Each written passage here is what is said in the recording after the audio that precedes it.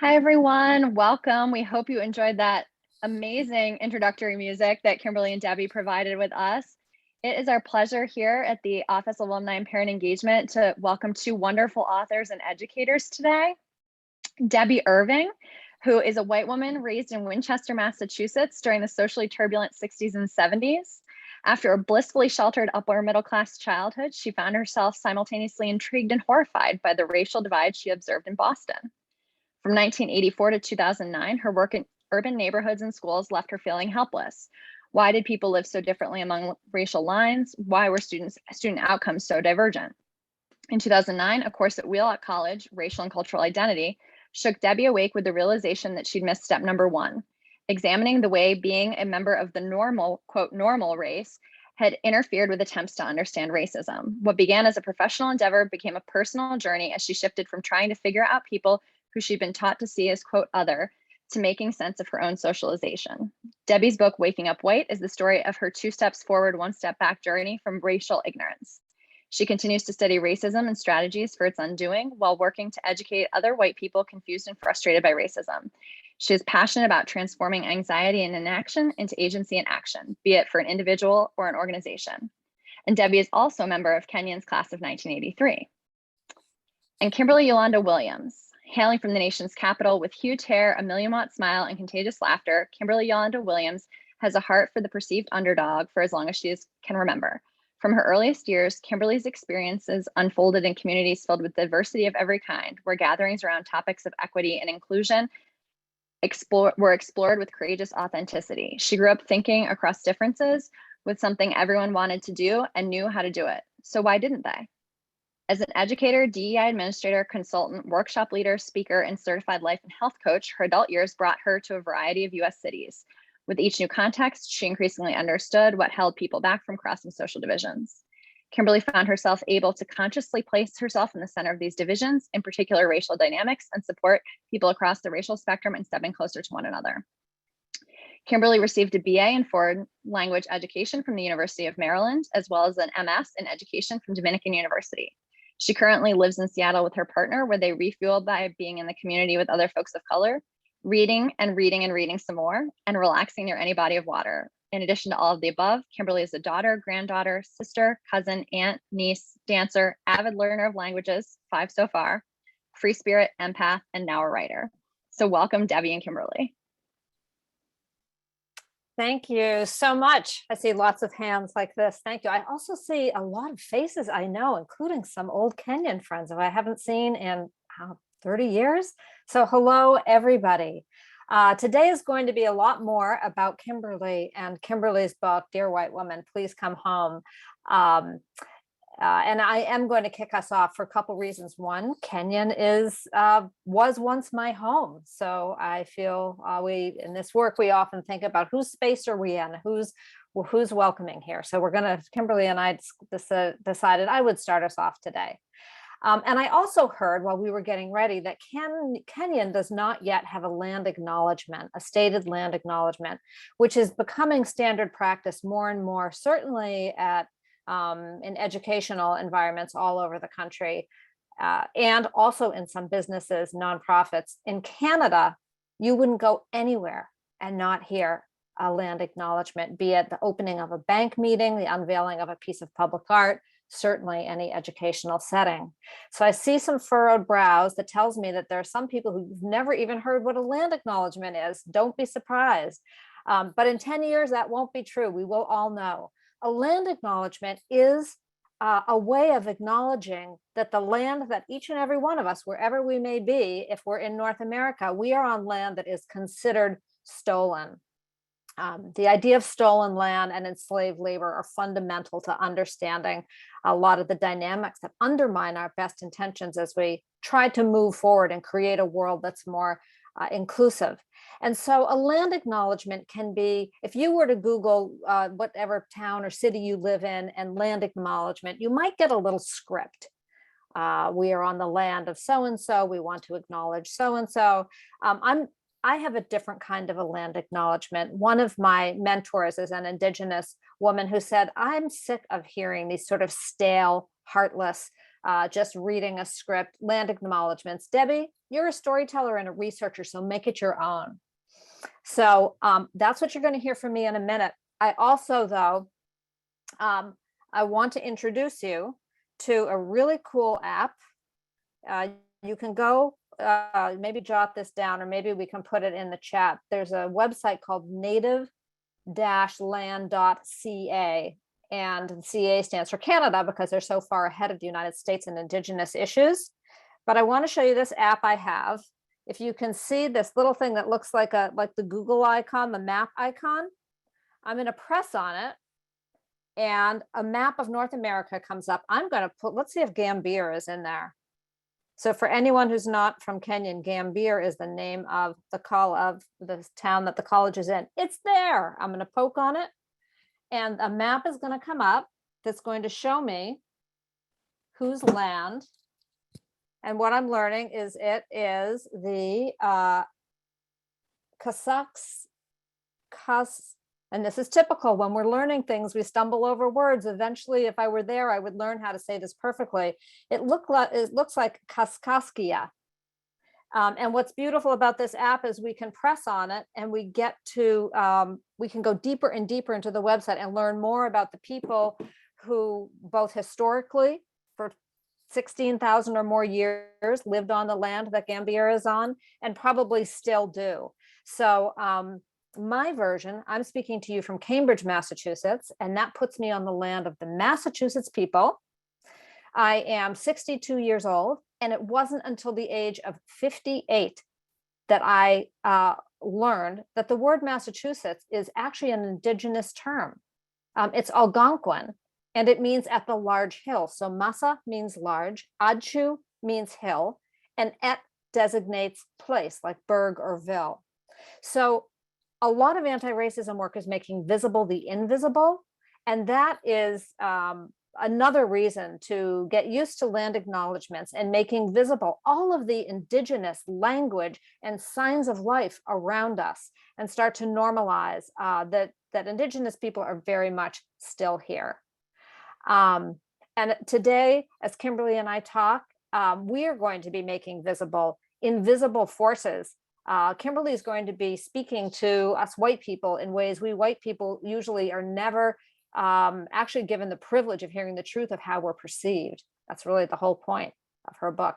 So we're going to go back and forth between Kimberly. Will do a lot of the talking. She's going to read some of the letters from her book. Her book is in the format of letters. We'll have lots of time in between her readings for questions and comments and conversation with all of you. So I think that's all I want to say, which was a lot. Kimberly, whose land are you on? And you want to kick us off? Hey, Debbie, well, you've got me thinking about land and how shout out the music that you all heard coming in is called go-go music. And it is music that Black people listen to from Washington, D.C. It's special. It's Black people from other parts of the country are like, what is this trash? But it's definitely special and unique to Black folks in Washington, D.C. and also in Atlanta, Georgia. And so you've got me thinking, Debbie, that I often tell people I'm native to D.C. And it's because Washington, D.C. has been gentrified. And when you drive through the neighborhoods that I grew up in and around, you don't see brown people and Black people.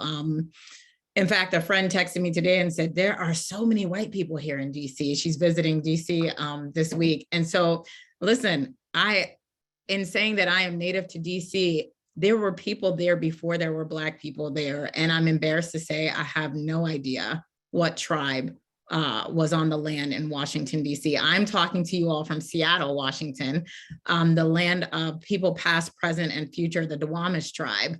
And so we honor the Duwamish tribe here in Seattle, but I'm embarrassed to say, as I describe myself as a native Washingtonian, referring to the city, not the state, that I do not know who that land belongs to. Such a good example of how we are always learning. We are never done in this work, are we? No. Mm-mm.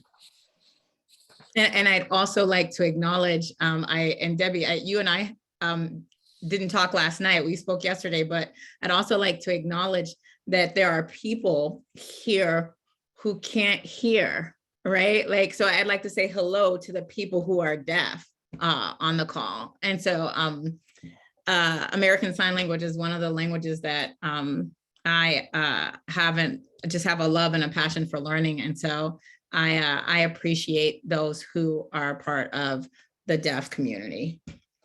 So with that, where are we headed, Debbie? You let me know. I appreciate all of them. Take us away. Why did you write this book, Kimberlee? How, Debbie, I wrote this book because I was angry. Y'all, I was angry.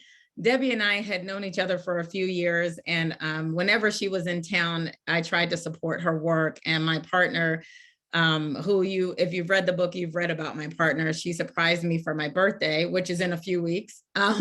She surprised me for my birthday with some tickets to one of Debbie's events. And this event was for Black women and white women to get together and heal and to share truths with one another and to just keep it, as we say in my community, keep it 100 or keep it real or be authentic. And at the end of the workshop, which is a full day workshop, Black women and white women, this was pre-COVID, sat knee to knee. And the Black woman would have an opportunity to say to the white woman, hey, I wanted to share this truth with you. And here is why I've never told you this truth.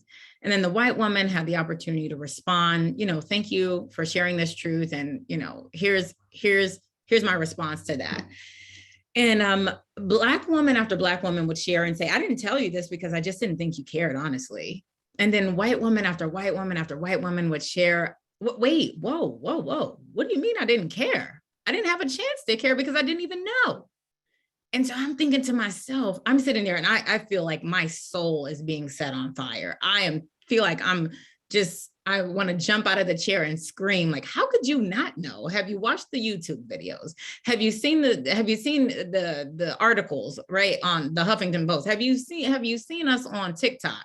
Have you seen your people, right? Have you seen your people on these videos that are going viral, right? Have you seen the Karens? That's what we're calling them, right? Or the Beckys or the this or the that. And so I went home and the whole ride home, and if my partner Wen was here, she would tell you, yes, she was ranting. I was just ranting. What do they mean they don't know? They know. They're lying. They're lying. They do know. We're on the news every day. So then I got home and I was sitting at the bar at our house. I was sitting at the island and I said, you know what? Wait a minute. Maybe they didn't know. Maybe they don't know, because growing up in the Black community, we were trained not to tell white people the truth because we might lose a job. We might be passed up for a promotion. We might be ostracized in our neighborhoods. We might be ostracized in our worship communities. We might be, and so forth and so on. So afraid of losing economic opportunity and growth, we just withheld the truth. We just, as we call it, played the game and just go along to get along, right? And so I said, you know what? I'm gonna break this sworn code of silence and I'm gonna tell the truth. I'm gonna write a book. And I think she looked at me and laughed. And I laughed too, because I think I was joking when I said it. I'm gonna write a book. You know what? I'm gonna write a book of letters to white women so they can never again say they didn't know. And I remember getting up the next day and sitting at that same island bar on my computer, just write, dear white woman. And I didn't even know what I was gonna write next. But the words just started coming out of me, like, dear white woman, how can you say you didn't know when, And here we are 4 years later with a book of letters that I thought 4 years ago I was joking when I said I was going to write. And here we are 4 years later. Debbie, I don't know if you've shared the part about the salad that only had lettuce in it, and how we got to where we are now. Well, you had been working on the book for a while at that point. And I didn't know Kimberlee first of all, I didn't know you left that angry. I left there thinking, I was withholding the truth from you. That was a great workshop. Everyone left so happy. That's my egocentricity. If I left happy, everyone must have. But I remember running into you maybe 2 years after that workshop, and we were at a conference together, and Kimberlee and we didn't know either one was going to be there. We bump into each other. You want to sit at lunch together? Yes, we sit at lunch, and there's the first course that was served was salad, and it was iceberg lettuce with no dressing and nothing else. And we just, for some reason, thought that was hysterically funny. And we started laughing uncontrollably. And I remember it was in that kind of gasping for air. Kimberlee said, do you know I'm writing a book? And I said, what? She goes, yeah. it's, sort of inspired by your workshop. It's letters to white women. And that's when I stepped in and, you offered to read me one. And it brought tears to my eyes so quickly, because I recognized in that moment that you were taking an approach of making yourself really vulnerable, telling your raw truth in just a tone I hadn't heard before. And I think that makes me want to ask you this question before you actually, because I know everyone's dying to hear you read. So when you sat down at that kitchen counter, did you, which I've also never heard that piece of your story, did that idea of letters organically sprout out of you, or was there some intention, or how did you come to think, yeah, letters is the right strategy here? Well, I'll tell you, I wanted it to feel like I was writing, and I'm talking to you, Debbie, so I'll use you as an example. I wanted it to feel like I was writing directly to whoever was holding it. I am in your living room. I'm next to your nightstand, speaking directly to you. I am in conversation with you because I want to be in relationship with you. I want to, like, so many times I read DEI books, right? I read a lot of them because I'm a DEI director. Shout out to the Bush School, where I am during the day. I read a lot of them, and I feel disconnected from the author. And this work often feels intellectual. And I didn't want it. I don't want to talk to you about CRT. I don't want to talk to you about laws and policies. I want to talk to you about how I experience you today, yesterday, tomorrow when I check my mail, on Saturday when I'm in the grocery store, on Sunday when I'm outside the place of worship, so forth and so on. I wanted people to feel like this was intimate, because it is. For me, it is intimate. And a letter, and Debbie, I was sharing with you last week, a letter I remember those days, y'all. I'm old enough to remember sitting down at a table and writing a letter to someone and folding it. I remember learning the millimeters that you had to fold a letter correctly for it to go in an envelope. I remember learning that in school. I do. And sealing it, and back when I thought envelopes tasted good when you licked them, and putting a stamp on the envelope and taking it to the mailbox, and then waiting in anticipation before text messaging was a thing for someone to call you on your house phone and say, I got your letter. That's what I wanted. And that's happening now, Debbie. People are writing in my Bush email. People are reaching out on Instagram. People are, whatever, and saying, oh my God, I'm sitting with your book of letters. Thank you. I got your letter. That's what I want people to feel. And that's why the letter approach felt right. I didn't want to go brain. I wanted to go heart. Mm-hmm. And I know by the time that you had worked on it long enough, when we ran into each other at the Iceberg conference, you had the idea of it's a missing, that I'm setting this up as if my sister has gone missing and I'm looking for her. Mm-hmm. Mm-hmm. You want to read that first letter that really helps, and any other setup that you want to do for that? Yeah. And then, by the way, we should let people know. So we're going to go back and forth between Kimberly reading letters and you all having a conversation. So how about you read this letter, and then we see what's on people's minds, just given what we've said so far. Absolutely.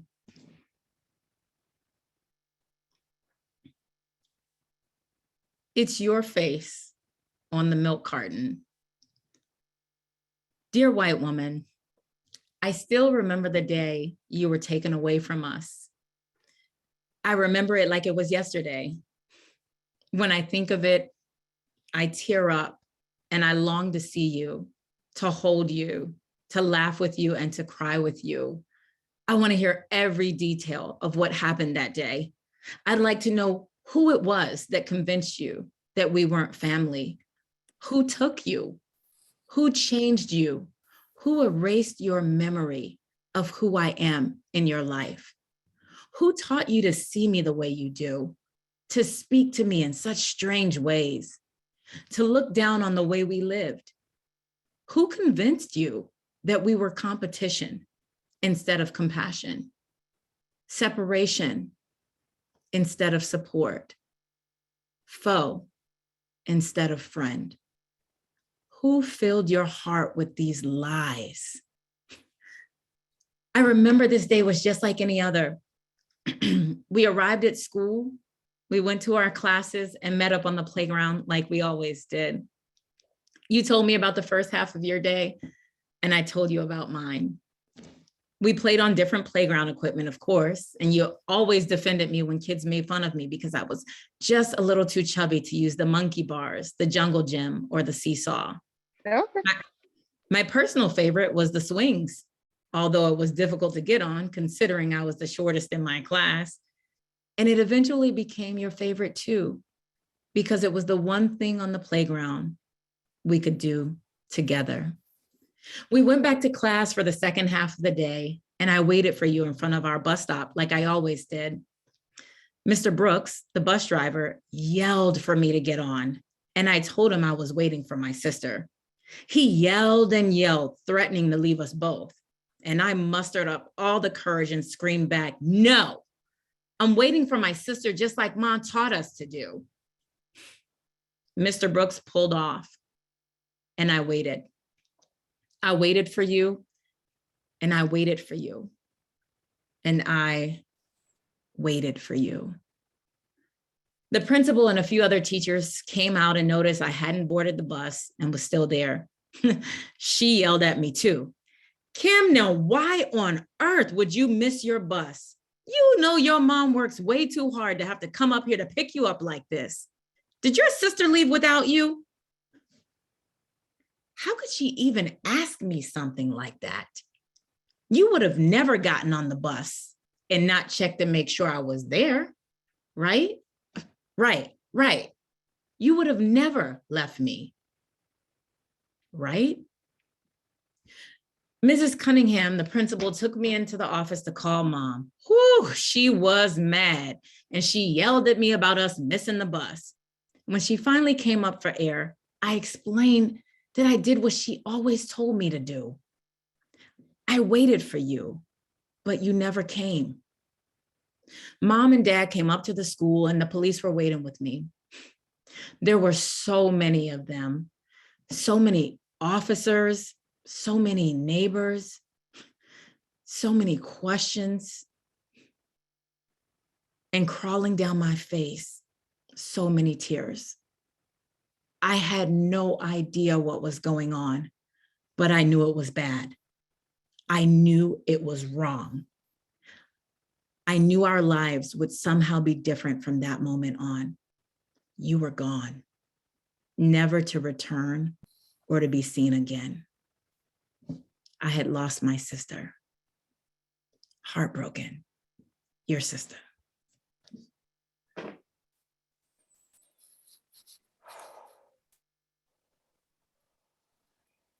You're getting snaps and high fives. I don't know if you can see them. Every time I hear that, I hear something new. How about we hear from maybe from Kim. Is there anything in the chat coming up? This is a great time for you to ask Kimberly a question, make a comment. How'd that letter land on you? We've heard from some people that's the first letter in the book, and some we were on a podcast called Dear White Women the other day, worth checking out. And the host said, I had to read that first letter twice to get what the concept of the book was. And then I was hooked. So any and all comments, welcome. Lots of folks in the chat quoting particular parts that stood up to them. Specifically, who convinced you were competition instead of compassion? That seems to be a line that really struck some folks. Mm.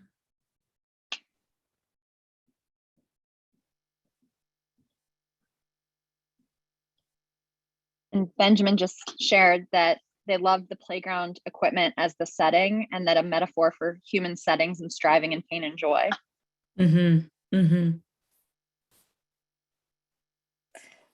The whole metaphor, Kimberly is brilliant with metaphors. I just spoke about you in the third person, but yeah, you are brilliant with metaphors. And I've often thought you could use this book. You know, Kenyon has a really strong English department. It's sort of known for its writing. You could use this book in a study in metaphors. because Mhm. there's so many metaphors in that one letter alone. Yeah. Yeah. And it's what's funny to me or ironic is that I wrote it and I know someone recently at a conference asked me, did they ever find that little girl? I said, Oh, this person didn't read the introduction of the book, but that's fine. yeah. I want to say you are the little girl. You are the little girl. But I actually get teary-eyed every time I read this letter. I Yeah. get teary-eyed every time because it is true, Debbie, right? Like it's true. Before you and I met, you were my long lost sister, right? Yeah. I'm looking at faces Right. on this call and I'm looking at a sea of faces that are my long lost siblings. Mm-hmm. Yeah. And I really felt that in my body when you said, I waited for you and I waited for you. And I got this feeling as a white woman, like, how did you not know someone was waiting for you? Mm. Mm-hmm. So Mm-hmm. I see we do have some questions. We also, this is a protocol I use when I do workshops. If you have something to add, and Kim, you could use this. If someone types the word ADD, that means that they would like to add to the conversation and they can unmute and speak the question themselves. Mm. I just saw a really beautiful question come by and I'm going to grab it. It was, did Mm-hmm. anyone from Laureen, I hope I'm saying your name correctly, Laureen, did anyone help you grieve, Kimberlee? Wow. Y'all are gonna make me cry on this call.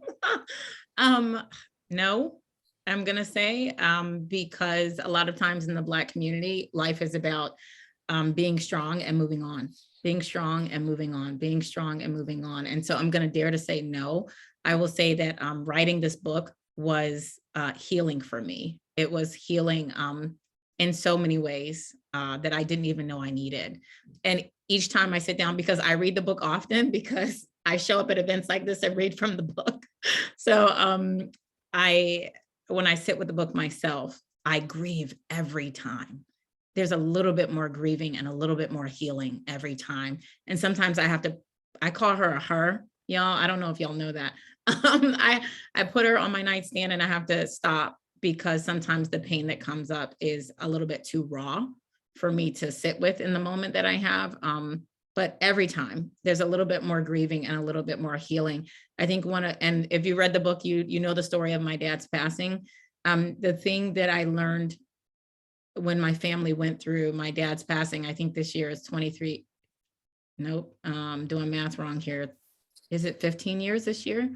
I learned that grief is not linear, that it is cyclical. Like you don't ever just arrive past the point of pain. Somebody said to me when we lost my dad, you never get over it. You just get on with it. You just get on with life. You don't ever get over that loss. And so I'm not sure I'll ever reach a place where these stories don't hurt when I read them. I appreciate that question though. Yeah, me too. And I love that question is just accepting. It's starting from a place like the strong Black woman, because that's a very hot topic. I don't know how else. That's the leading edge of a conversation right now in anti-racism spaces, is that people of color in general and Black women in particular are sick and tired of being labeled as strong. We saw that with Ketanji Jackson being strong last week. It doesn't mean it doesn't hurt. Right. Doesn't mean it's not exhausting. A wise Black woman recently said to me, calling me strong is not a compliment. That's such a paradigm shift for me. Yeah. And I believe it. And isn't there a book, Strong Black Woman? Yes, it's on my shelf behind me somewhere. Strong Black Woman. It's such a powerful, quick read, but it's essential for everybody to have. I'm not even sure it's 100 pages, but it's something that I've read more than once because it speaks to my soul. Strong Black Woman. Do you feel like it is written specifically for Black women? Would other readers? I feel like it's a letter to Black women, encouraging us to let down the mask of strength. And I'll give you a good example. And my mom is on the call. I can see her. Hi, Mom. I love you. My mom knows that I'm suffering with a herniated disc in my back right now. And I would never, 5 years ago, I would have never said this in front of an audience. I'm sitting on an ice pack right now, right? But when we bring down that mask, we invite people to see our humanity, and to see us for who we are and all of who we are, not just our strength. I think one of the things that I have noticed being in this so deeply every day in the world of anti-racism and social justice is that whatever is true for you, Kimberlee, is true to a much, much, much, much, much lesser degree for me. But the idea of hiding and passing and, look good, look smart, and sort of performing all rightness is something that everybody on this call, I'm sure, knows. I mean, white men experience it in their earliest days when they're taught not to cry. Yes. And the effect is packing away bits and pieces of our own humanity until we no longer have the capacity to be in relationship with each other as, full, thriving humans. Right. So that's been a struggle for me to figure out, oh, I feel that too. Well, actually, don't quite compare it, Debbie, because the degree is so completely different. And yet it is a little window into how I might relate. 100%. Yeah.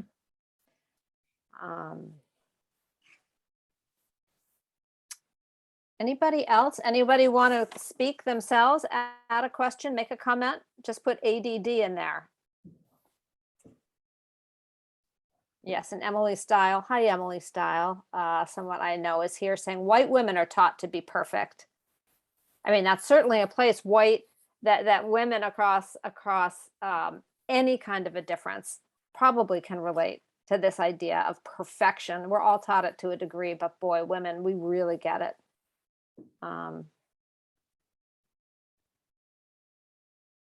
Yes, the white cis hetero patriarchy hurts us all. That is true.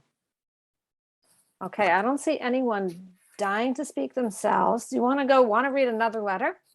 Let's do it. How many are there in all? 40? 40. 40 letters.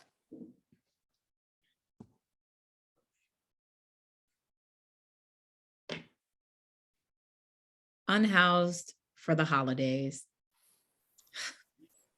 Dear white woman, hey sis, I'm tired. I am so fucking tired. I knew this search would be tough, but I never imagined how exhausting and draining it could be to reopen it. Being microaggressed every day, all day, is what a student once described as death by 1,000 cuts. That's exactly what it feels like to live the trauma of being othered day in and day out with comments and questions that are preventable with a quick internet search. Just makes me want to give up. I mean, maybe I shouldn't even be looking for you, The police did say you're now old enough to be living your own life. I mean, whatever that means.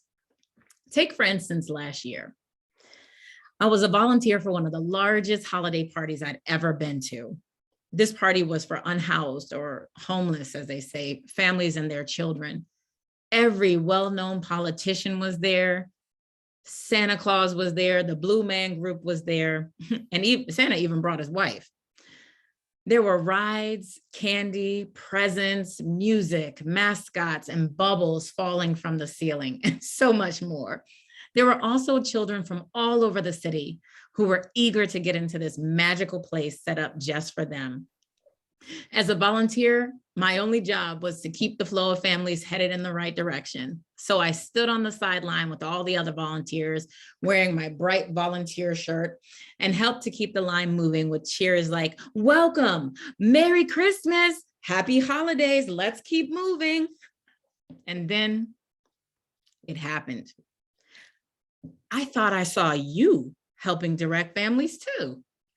You had a clipboard, formal, right? I mean, but no volunteer shirt. Maybe you were in charge of the volunteers? I don't know. I mean, I knew it was you because you were really good at helping the family run events. I remember. I straightened my clothes and waited for an opportunity to speak to you. And then you started heading my way, Oh my gosh, I got butterflies. Is she coming over here to me? Or is she going to one of my fellow volunteers? Wait, no, she's coming over here to me. You got really close to me and you said in a really loud voice, ma'am, I'm gonna need you to keep it moving. And just like that, I knew it wasn't you. My coworker, an Asian American woman who is passionate about all things diversity, equity, and inclusion, saw what had happened and she silently mouthed to me, I'm sorry, Kim. What was it that made me look like I was also unhoused?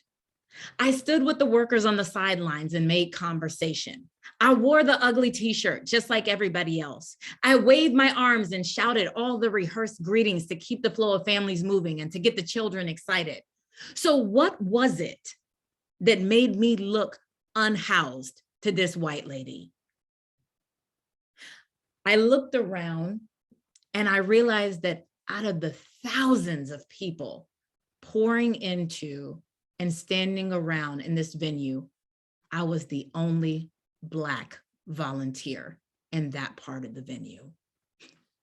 That fact weighed on me like a ton of bricks. Had she simply asked, which housing agency are you here with? I would have clarified my position for her. But the fact that she needed to question my presence at all enrages me.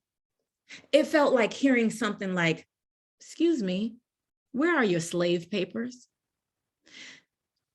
Today, I still wonder why she didn't just ask me what agency I was with, or why she didn't ask anyone else around me why they were there.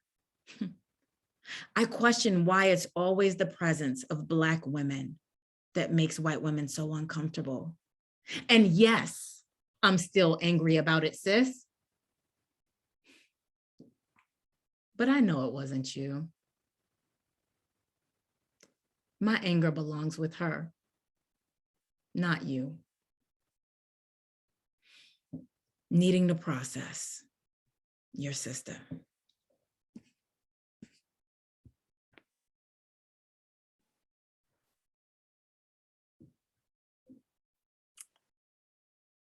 So Naomi, why don't you unmute yourself and add, and then Audrey, why don't you come in after Naomi? Thank you. Thank you. Thank you so much for doing this. I'm very happy to be here. And I just wanted to say that in this chapter, I was particularly impacted by the comparison to asking for the slave papers, right? And just this way that Black and Brown people are often asked to justify their existence, really, that we are not believed to necessarily be who we say we are or the roles that we have. And so that really struck a chord with me. I was very, very moved and impacted by that. And I'm accustomed to not being believed when I say I am who I say I am. And so I just wanted to reiterate that that line in particular was really powerful. And I'm sure other Black and Brown readers felt very much the same. And then just in general, this book is amazing. I'm not quite done with it, about halfway, but it really is powerful. And thank you for writing it, and thank you for hosting today.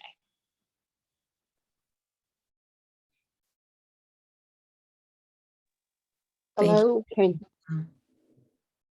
Did you want to Can you respond hear to me? Kimberly before Audrey comes in? I just wanted to say thank you to my sister for being here, and you're right. It is a constant negotiation of justifying why I exist, or why I exist in this white-owned space. You know, my neighbor just talked to someone about how friendly I am. And he said, you know, the first day that I saw her, she said, "Hey, neighbor." And I laughed when somebody told me this story, because the only reason I did that was to make sure that he knew that this Black face lived in the neighborhood. Mm. So I'm not walking down the street one day and seen as someone who doesn't belong. Mm. Audrey. Hi, can you Hi. hear me? Yes. Okay, great. I am Kimberly's mom, and I'm so excited to be able to share the joy of her writing this book. And thank you, Debbie, for being the mentor and the supporter that you are in her life. And so I want to go a little bit further back. Kimberly was in private school, and when we moved to Maryland to put her in the elite county in Maryland, and she went to the school, her teacher asked her, did she know what this was a picture of? And she said, yes, it's a cake. She was 4 years old, and I can spell it too. And she spelled it, and she went on to keep talking. And from that moment, the stereotype of a Black child not knowing um, how to represent themselves to me became a mark on Kimberly's life. And so, as I've read the book and laughed and cried, what better person who survived the first grade, if I'm not mistaken, or kindergarten, under that type of scrutiny, being maybe the only Black child in that classroom that was marginalized by her color. Mhm. And yet Kim stood very strong and was very pleasant, smiling as she's doing now, but determination and purpose. And when she went to high school, junior high school and high school, her best friend was a white girl. And the African Americans um, rejected her for it, and yet she didn't fit in their culture either. And so I am so grateful that she has found a place and a way to express her inner being through this book. Thank you. Proud of you, Kim. Thanks, Mom. Yeah, I remember that story. That story is not in the book. Going back to those days in elementary school where I was advanced in reading, and they just didn't know what to do with a Black child that could read before they came to school. And so they sent me to whatever was the next grade during reading time. In kindergarten, I read with first graders, and in first grade, I read with second graders, and so forth and so on. But I remember the white teachers not being able to handle a Black child that didn't need saving during the reading hour, right? Or was intelligent. As my mom said, it was a stereotype that they weren't ready to see demystified, right? I just have to, I have to say, shout out to your mom, Audrey, because I don't know how many people have ever been to an author reading where you get to have the author's mother chime in. It's just really, and thank you so much for bringing, speak on behalf of so many people and bringing Kimberly into this world in the first place. Yes, thank you. And doing everything you did to keep her spirit as alive and beautiful as it is. And while my mom's camera is not on, if you're looking at my face, you're looking at my mom's face. We look the same. Hey, Kimberly, someone's asking, how many of the letters draw on your direct experiences? I would say if you're reading 40 of them, I'm gonna give myself some cushion here. I would say 38 are my own experiences. One of them specifically belongs to my partner, Wen. And I'm almost certain the rest of them belong to me. But I gave myself some cushion there. Maybe 38 belong to me. And I'm going to go out on a limb and say it's fair to say that all 40 letters belong to almost every Black woman, brown woman I've met. Yeah. Just as we've watched people engage with this book, including Kimberly and I made a commitment to what's called Buy Black throughout the process. So we looked for, Black editor, Black typesetter, Black, and all the way. And so we had Black women reading this book in its formation and their reactions. If you get a book edited, it's usually pretty strict what editorial comments look like. But there were so many interjections, in a black woman to Black woman language that was clear to us right from the beginning that this was really, because Kimberly, you really wrote it specifically, as you said, for white women, and yet for Black and brown women, and Black and brown and white men. I mean, there's been a resonance for so many people. Yes. Yeah. That's definitely one of the things that surprised me, was the women of color, Black and brown women, who embraced it and said, finally, somebody's telling the truth for us. And men, right, that said, maybe I need to do better in how I treat Black women. So it's definitely been surprising for me, and beautiful at the same time. There's a comment that's kind of grabbing me right here. The nuance of forthright anger mixed with friendship, and longing for friendship is so moving. And that's my friend Emily Style who's saying that, and it is so moving. And Emily and other white women on the call, I don't know if it's as foreign to you as it is to what it sounds like it is for Emily and me. I didn't think anger had a place in friendship. I thought that meant a friendship was over. So I wonder, in Black sisterhood, is anger more, is the full range of emotions more normalized, allowed, welcomed, whatever the right language is? From my own experience, I'd say yes. I have a friend that I've known for 39 years, and we've gone from places of anger to places of grief, to places of excitement and support, to places of love. Like the whole human experience belongs in relationships, the entirety of the human experience. But we've been taught, right, and socialized to suppress certain emotions or certain experiences so that we can maintain this, like what I call this, like this right here, this line is where we're supposed to stay. And it's so much more beautiful when we actually walk through those things together: grief, anger, sadness, excitement, fear, hope, joy, love, all of those things. When we walk through together, I mean, Debbie, you and I, just our relationship over the years has grown and deepened so much, because we've let that walk, we've let go. Remember, we like hashtag break the rules. That's that's our thing. Hashtag break the rules. And our relationship is deepened because we continue to break the rules that society has laid out for us. Yeah, I as a white woman, I have had so much learning to do around emotions. And I think one of the turning points for me was when I recognized, or somebody told me, or I read it, that the emotions are in the room, whether you say them or not. I mean, we talk about the elephant in the room. So anger, even though I might be acting nice, if I have a resentment or some anger, and this can be in my marriage, with a daughter, with a good friend, this isn't always, I mean, and all of the relationship norms that we're striving for in cross-racial relationships apply to any relationship. It's, what does authenticity look like? And so being able to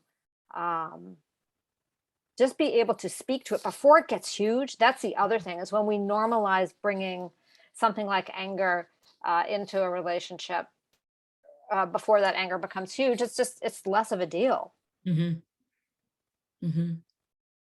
I think, I know you do a lot of work in your workshops, encouraging Black and brown women to speak truth to their white brothers and sisters. And then you give white people tools on how to respond, because we know that so many white people don't have a lot of experience responding to anger, and it can trigger immediate defense, denial, and just a desire to completely, retreat from the relationship. Oh, absolutely. Absolutely.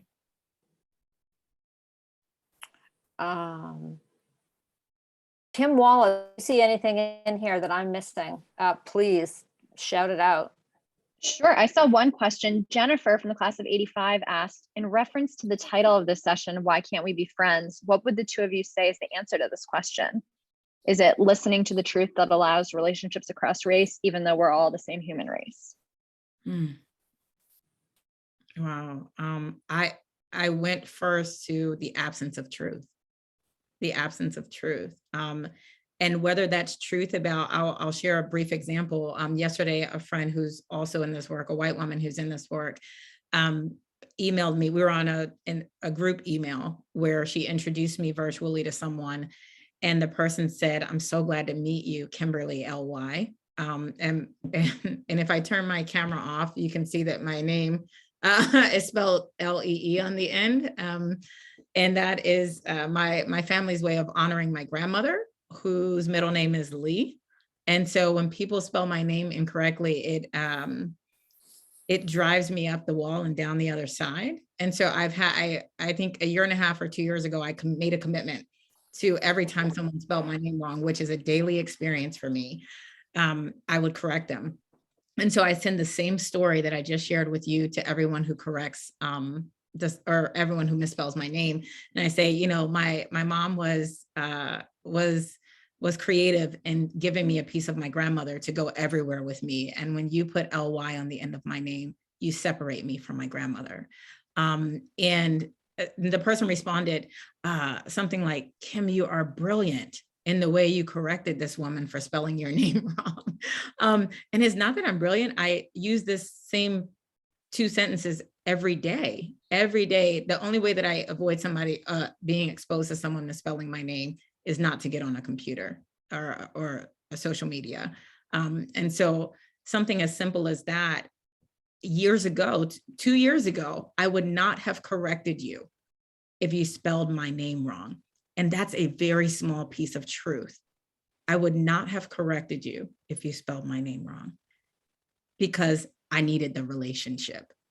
And now I'm committed to showing up authentically as myself. And that includes Kimberlee, L-E-E. You're not going to spell my name wrong, and I'm going to move past that. Right? Gone are the days of us taking these moments and just letting them happen. Because guess what? Then we don't get to be in relationship with one another. When you spell my name wrong and I let it go, the distance between us grows, right? Whether you realize it or not. For me, I'm automatically taking a step away from you, because when you spell my name wrong, even though a computer will literally pre-populate my name for you, and then you still write it incorrectly, it says you don't see me. You don't actually see me. So then are we actually friends? And that's a small example. The book lays out much larger examples, right? And so that's an example of you're taking a risk. And we're just talking about a name, but if you corrected a boss, that could be enough to separate the boss in a different direction. Right. Fall into that angry Black woman or whatever the negative stereotype right. is. Oh, she's sensitive. She knows that I didn't mean to misspell her name. And shout out to my boss who's on the call. He never misspells my name. And is a wonderful human being. Hello, Percy.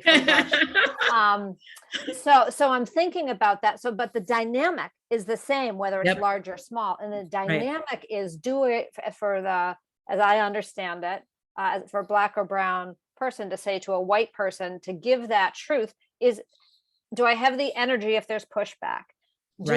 What's the cost? Can I take this risk? And and for a name, I'm guessing most white people can handle a name correction and say, oh, I'm sorry, thanks for letting me know. Oh, you would be surprised. Oh, really? Well, but if we escalate it to something like, imagine, because I have had people of color turn to me and say, Debbie, you spoke 3 or 4 times in that meeting and you didn't see it, but I was like, my body language, everything should have told you that I was trying to speak. You spoke over me. I never got a chance to make my point. That's a much bigger version, but that dynamic is there. So this person took a big risk to say that to me. So am I going to hear that like a truth? I mean, like a gift? Because really what I want to say is, but I didn't mean it that was just, like reassure me that I'm a good person, reassure me that you still like me.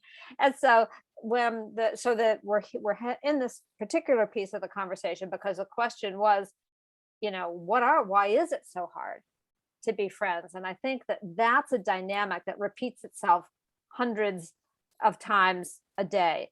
I think it's important, though, to pull the lens way out and package all of this briefly in a historical context. Notice that Kimberly didn't write to all white people. She wrote to white women. And there is a very particular relationship, not just Black and brown, but Black women and white women. We have a very serious history that I wasn't aware of until after my book had come out. And it's this, the easiest way to get at it is think about the plantation setting.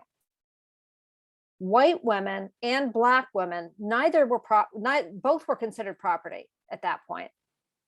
Both were completely subjugated by the plantation owning white man. And yet white women did not join in solidarity with Black women to fight for Black women's rights. We white women took our grabbed the power we could by staying above Black, if we're talking in terms of hierarchy, staying above Black women, just so that we could be as proximate as possible to that white plantation owner power. So we stepped on our Black and brown sisters. We used them to nurse our own children so that we could stay youthful looking. There was plenty of abuse from white women to Black women particularly. And so when we do this kind of work in a workshop setting, we ask participants, does that dynamic of white women stepping on Black and brown women, does that exist in today's environment, and what does it look like? So without going down that route, I just want to deposit that into our space here, because that context is where all of this is living, this particular interpersonal dynamic.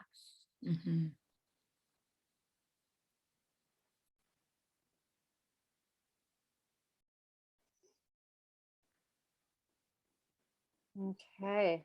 Can I just say powerful answer, and thank you for that. Thank you for receiving it. Thanks for Jennifer. Were you the one who posed it? The question? Yes. Thank you. Always good to go back to a title. Think we have time for another letter or two? Yeah. I have to say how much I love hearing you read them. I could listen to you. Oh, and by the way, inside scoop, everyone, we have been reached out to by an audiobooks producer who is hoping to get the rights for Kimberly's book to turn into an audiobook. So we're very excited. We're having that meeting on Friday. I hope everyone will be able to hear her read all 40 letters. I'm going to shut my microphone off. Big hair, don't care. Dear white woman, I was in the mirror this morning pulling back one of my braids, and I realized my braids or my big hair might be confusing to you, since my hair was chemically straightened when you were taken from the family. So I'm sharing my hair journey with you today, sis, hoping that it'll help you recognize me when you see me. I remember being younger and having 3 things that controlled and maintained my tresses: the hot comb, water, and Vaseline. Sometimes a combination of all 3 were used to tame my big and wild hair. You see, the goal was for our hair to be as close as we could get it to what white folks felt comfortable looking at. We were always on a mission to fit in with, to be accepted or tolerated by, or to assimilate, to be like white people. Whiteness was literally the goal. While it was never stated, I look back now and I understand it was indeed the standard. Otherwise, you might stand out for all the wrong reasons. Anyways, when the hot comb wasn't good enough because our tight coils and curls would come back if our hair got even a little bit wet, I'm talking swimming, sweating, showering, rain, drizzle, etc., we stepped it up to the more aggressive and more permanent form of straightening, a relaxer. And no, a perm did not make our hair curly. That's what happened to white folks' hair when it's permed. For Black people, it straightens our hair. While it didn't get super curly when it got wet, it was still a 2-hour process minimum for me to go from wet hair to something presentable or acceptable in public. I continued this process for every 4 to 6 weeks for 2 very long decades. My roots were treated with chemicals to straighten the curly hair that had more recently grown out of my scalp. While the finished product was beautiful according to European standards, the pain of the chemicals burning my scalp or places along my hairline was undeniable and unlike anything you've probably ever known or felt. Imagine, we relax our coils to straighten them, while you might have permed yours to add curls. Go figure. This was all in an effort to be more white. Did I ever say that? No. Did I ever think that? No. I just wanted to be accepted. And that meant I wanted to be white. Everything white was accepted. Not only accepted, but normal, beautiful, perfect, the standard. So if I had to straighten my hair to fit in and it became more manageable, then I was in. Until one day I sat in a salon chair in Dallas, Texas, and heard the words, "You have follicles where there is no hair growing out of your scalp, and this will only spread." My whole world came crashing down in that moment. My entire life was spent believing that my hair was my glory, and it was one of the main things that made women beautiful. And what made us even more beautiful was having hair like white women, as long and as straight as theirs. Want to know what she said next? "Kim, you have to stop straightening your hair." She might as well have said, "Kim, you have to stop being beautiful." I began weeping right there in that very moment. I thought natural hair was ugly. How could I not think that when that's all I knew? I was taught to make fun of girls who couldn't find a strong enough chemical to straighten their curls. And I did. I went home and I cried and I cried. I couldn't eat, I couldn't sleep, and I couldn't stop crying. This meant I was getting ready to turn into one of the ugly ones. I worried and I worried and I cried. Then one day while waiting for an elevator, one of my sisters with beautiful locks talked to me about all the possibilities ahead of me if I just let my natural hair grow out. Suddenly, I felt hopeful. I was still anxious, but at least now I was also hopeful. You see, sis, the only option was to cut off all of my straightened hair and to let my natural hair grow out. This was a hard decision, and hard is an understatement. Knowing that our hair seems to grow more slowly than white women, I was depressed that I'd be seen as bald for years. Before I could even do the big chop, I had to be seen by a dermatologist to determine just how bad the damage to my scalp was. She confirmed that it was progressively getting worse and would continue if not treated. So for 6 months, I endured scalp injections to stop the balding. Ooh, painful. Needles were literally injected into my scalp. After the 6 months of injections, I went in for the big chop. The stylist cut my hair all the way down to a very mini afro. I was stunned. Stunned because I was still beautiful when she swung the chair around. Stunned because I didn't recognize my hair. Stunned because I didn't know how to love it, how to care for it, or where to even begin. I tried wearing braids to avoid having to learn how to love and care for my hair. I wanted what I saw as the easy way out. Well, that didn't work, given that I wasn't used to it and the weight of the braids hurt my neck so badly. But listen, I had paid too much money, $200, and sat in that chair for way too long, 6 hours, to take them out. So I endured 6 weeks of neck pain and tension headaches. Yep, that was beyond awful. So I eventually started watching videos to learn how to care for my hair. While I still didn't know how to love it, I began to embrace the journey of learning how. The more I learned, the more I loved it. I loved my hair. I loved it in braids with my own hair. I loved it in my big, huge afro. I literally fell in love with my hair. I fell in love with myself. I fell in love with my Blackness. And you know what? I love me just the way I am. Just thought you should know. Your sister.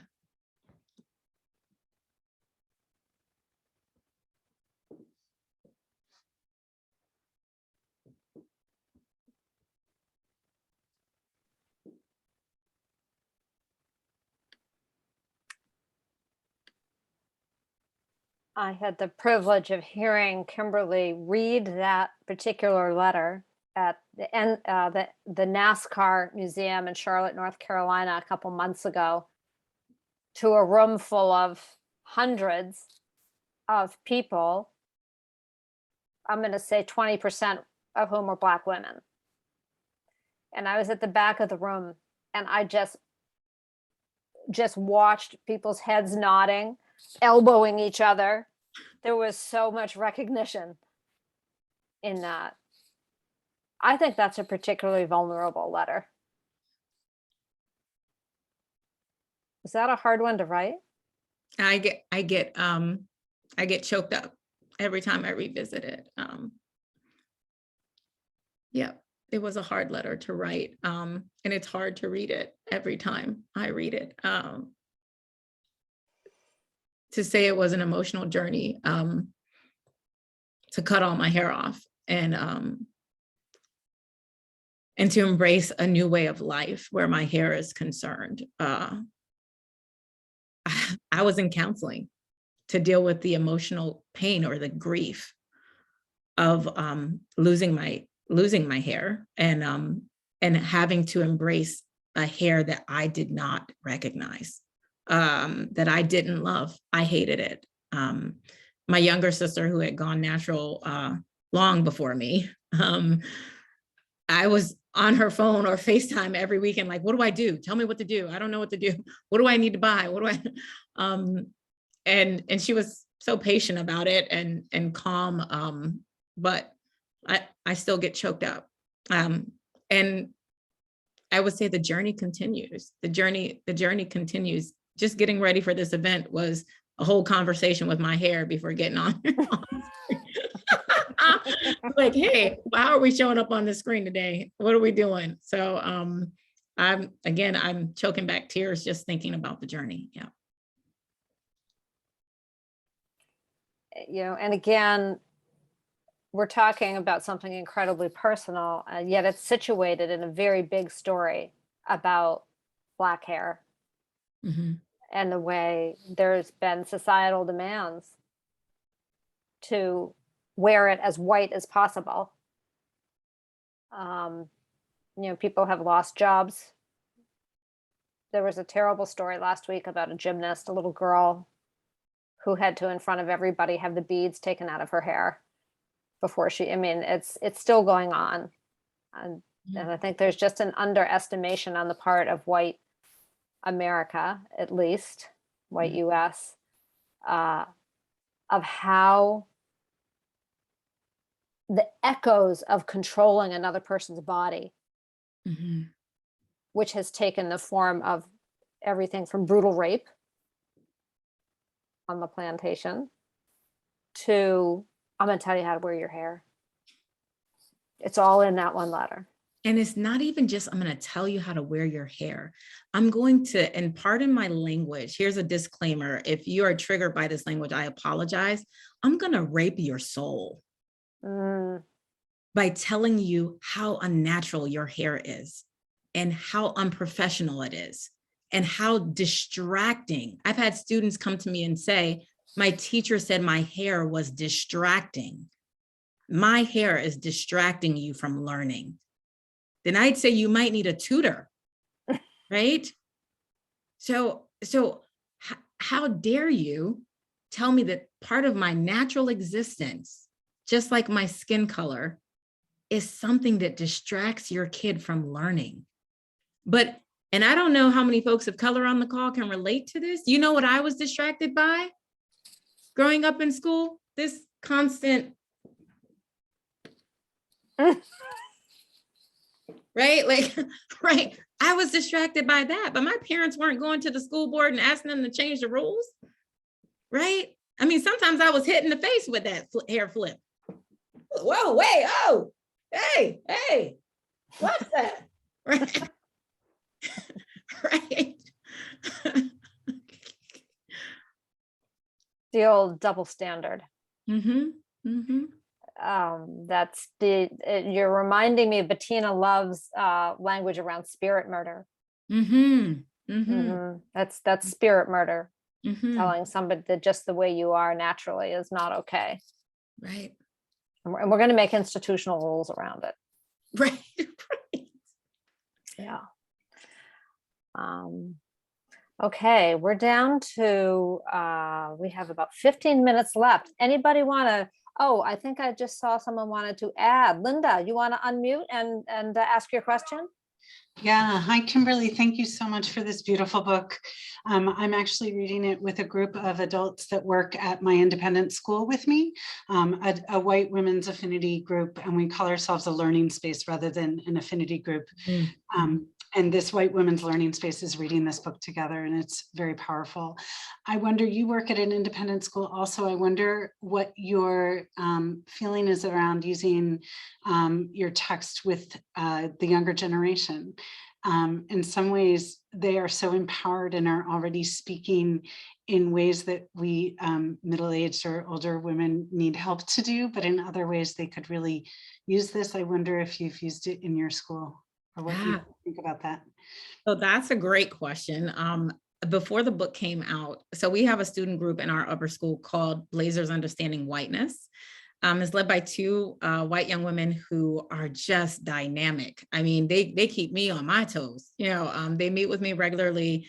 And I remember them sitting down and saying, Kim, first of all, we want you to sign our copy, but, you know, when can we get our copy to start using it with our club or with our group? And I just remember thinking to myself, again, it was a blind spot, Debbie. I hadn't even thought about white youth using the book. But they were adamant. I want to take this book back to our group, and I want us to use it and to move through it. And I thought to myself, yeah, first, yes, of course I will sign your copy, and yes, do it. I'm co-signing, do it. Because I feel like, and I tell adult groups at my school this all the time, the younger the child, the easier they receive the truth.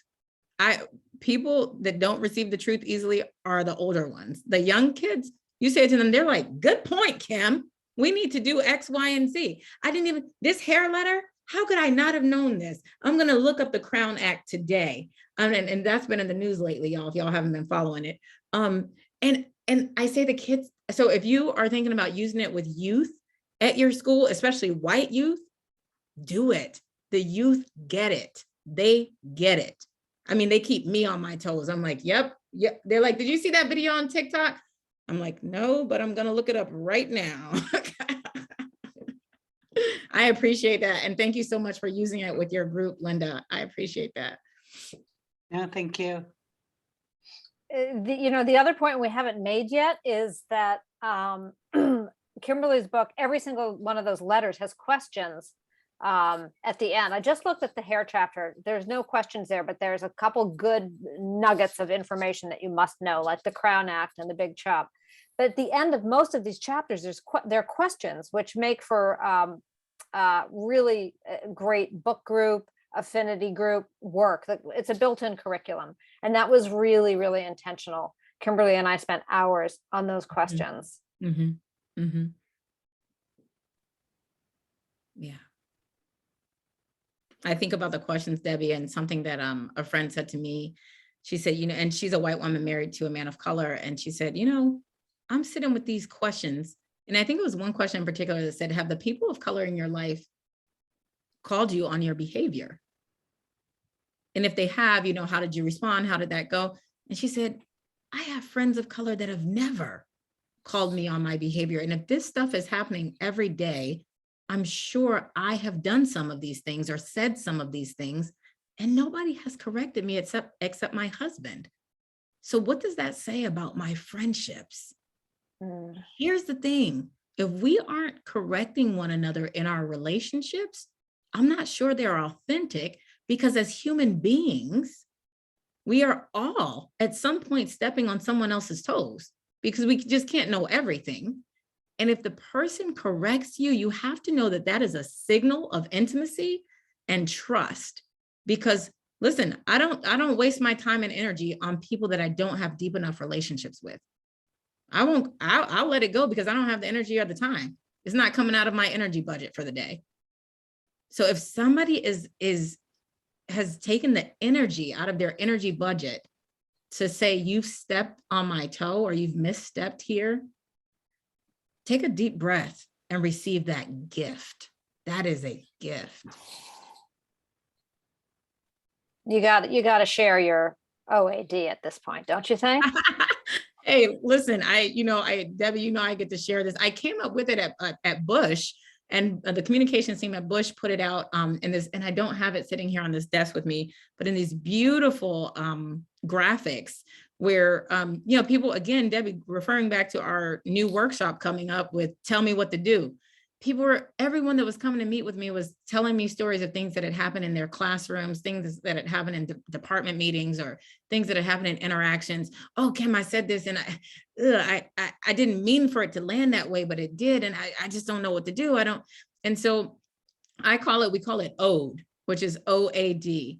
And it's for when you are the person that has made the mistake or caused the hiccup or caused that speed bump in interaction. You've microaggressed someone, maybe you've macroaggressed someone. And the first step, and I always tell people, we are human beings. So when we are sleepy, tired, angry, hungry, yep, whatever is our default is what comes out first. So, which normally is defensiveness. Right. And I say that for all human beings. Right. And so the first step that you can do, and when I talk to folks of color and I say, like, what is it that you would have me say to a white person? They always say two things. One, and y'all can take this one as a freebie. One is go get your people. And if you white folks on the call, if you don't know who your people are other white people. But they always say, if they had just owned it, they spent so much time denying it or explaining it or making excuses. If they had just owned it, that would have been we've been halfway done, right? And so the O in OAD, OAD, is own it out loud. Own it. Own it. No matter how you want to become defensive, no matter how you trip somebody down the stairs, you don't take time to explain how it happened. You just get them the help that they need. Right? You don't take time to explain that you're a good person. And I didn't mean to. My toe was gotten a little longer over the years. I accidentally tripped you up. Right? You say, oh my God, I'm so sorry. I don't even know how I did that. Right? The O is for owning it. Right? And if you're thinking to myself, oh, what does that sound like, Kim? I use this for myself because I'm a human being who feels defensive when I am called out. I am not above defensiveness. I feel it and it runs through my body. And so the first thing I say is, you're right. I just misstepped in what I said, or I definitely just came off as racist. I definitely just came off as sexist. We were, Debbie, my favorite example lately is when we were at the conference in Charlotte, and I said to a room that had an ASL interpreter standing right next to me and deaf participants, and I take American Sign Language classes, can everybody hear me? You caught it so quickly, though. But that's did anyone point anything out to you? Because you caught it so quickly. Yes, I'm called out on a regular. I make mistakes all the time and people let me know that I've made them. But in that moment, I heard myself and I wanted to melt into the floor that I said, can everybody hear me? In a room with people who are deaf and an ASL interpreter standing right next to me. And I said, and I stopped in that moment and I went right through OAD. What I'm asking you to do, I modeled too. I said, I need to own the fact that as a hearing person, I just use my hearing privilege and say, can everyone in this room hear me? And the next step in OAD is apologize. And I said, I need to express that I am so sorry that I've made you feel like you don't belong in this space. As a hearing person, saying something like, can everybody hear me? I apologize. And that A is apologize and commit to doing better. So I apologize. I clearly have some work to do. Taking ASL classes clearly has not distanced me from my hearing privilege. I have some work to do. And then the D is the hard part. And it's hard for me too.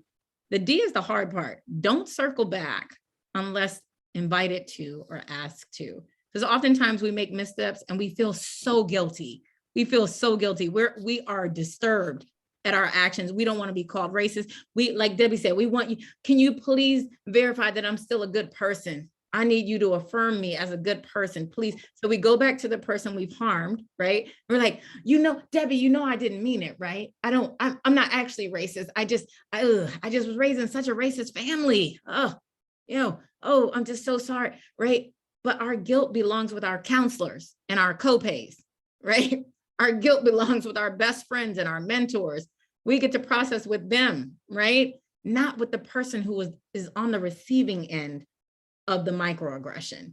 You know how you can show me that you're sorry is by doing better. Don't come back, people would say to me, Kim, I'm so sorry I misspelled your name. Remember, the misspellings are a daily experience for me. And I'll say, when did you misspell my name? Oh, you remember 2.5 weeks ago when you sent me that email about your grandmother? I've moved on. I'm planning a presentation. I don't have time for this conversation, right? So that guilt belongs with your best friend that listens to all your stories, right? And again, your counselor and your co-pet, right? Your dog, your cat, your bird, or like the Buick commercial, your lizard. All right. That's OAD, and that's something that we use in our practicing at the Bush School. And from what I've heard, it works pretty well. It works for me, y'all, because I go to defensiveness too. I go to defensiveness too. Yeah. So we're down to 5 minutes. Can you believe it? Time flies. Time flies when you're bored. Yeah, no, when you're having fun. I wonder, you're getting some love in the chat. I wonder, we had talked about using Menti, but we have this great chat here. What if we ask people in the chat, what's something you're taking away from this today? Let's just kind of hear what people are taking away. You want to read it out loud when it comes up, Kimberly? Yeah, let me pull up the chat. Let me see. And in case you don't know, Kimberly, Naomi is affirming the fact that you have the perfect balance of seriousness and humor. She loves it. This is a real gift. Thank you. The absence of truth is why we can't be friends. And OAD is great. Buying the book. What this conversation models, self-love.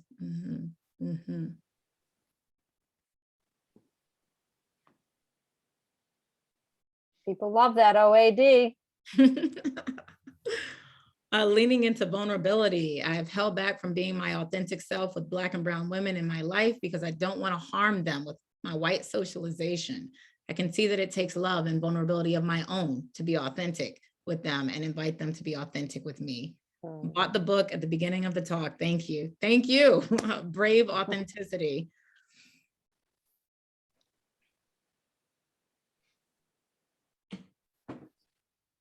Powerful how anger and love coexist. Yes. The emotions I felt while you were reading the second letter and what you said, prove you're sorry by being better. Save the guilt for counselors and co-pays. Hashtag counselors and co-pays. Capacity. Right. Capacity to learn and be in better relation to others of all colors.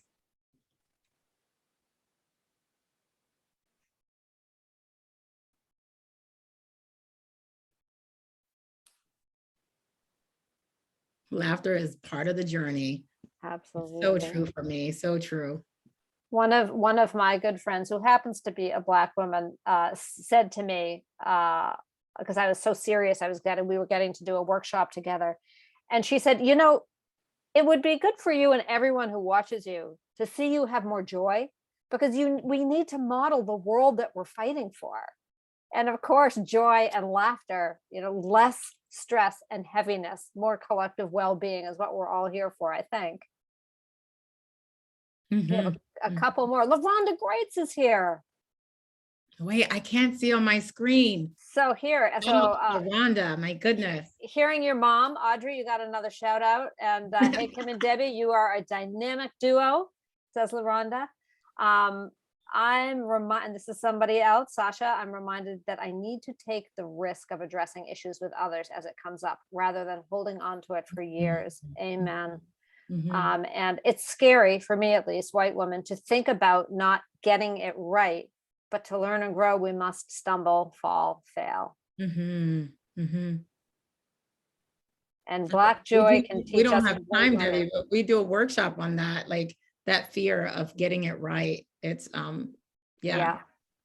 Lori's asking for one more letter, and I think the answer is no, Lori, but there are more. I know that we have another, we've got lots of these chats coming up. Do you have them on your website? These free book talks?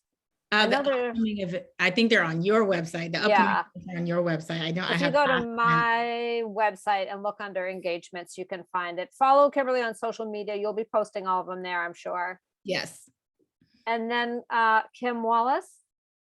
Should Kimberly and I say goodbye and thank you? And do you have any final words from Kenyon? Sure. We first need to thank all of you. I hope, whether we do this way or this way, I hope everyone is giving you a virtual round of applause from wherever they are. I know we have all found this incredibly enlightening and soul-filling. So I want to thank you yet again for sharing all of your wisdom and your experiences with us, because that is so meaningful and powerful. And we so appreciate everyone for engaging in this conversation. I put a note in the chat, but we have a DEI roundtable conversation coming up in a couple of weeks. If anyone is looking to continue conversations around those themes, we would love to have you. We have all of our Kenyon alumni virtual events posted on our webpage as well. And some of you may have registered so long ago that you've forgotten, but we will also be drawing 50 registrants' names to win a copy each of Debbie and Kimberly's books. So we will draw those names this week and be in touch if you were one of the ones selected. So again, thank you so much to everyone. A recording of this event will be made available this week, and we wish you well.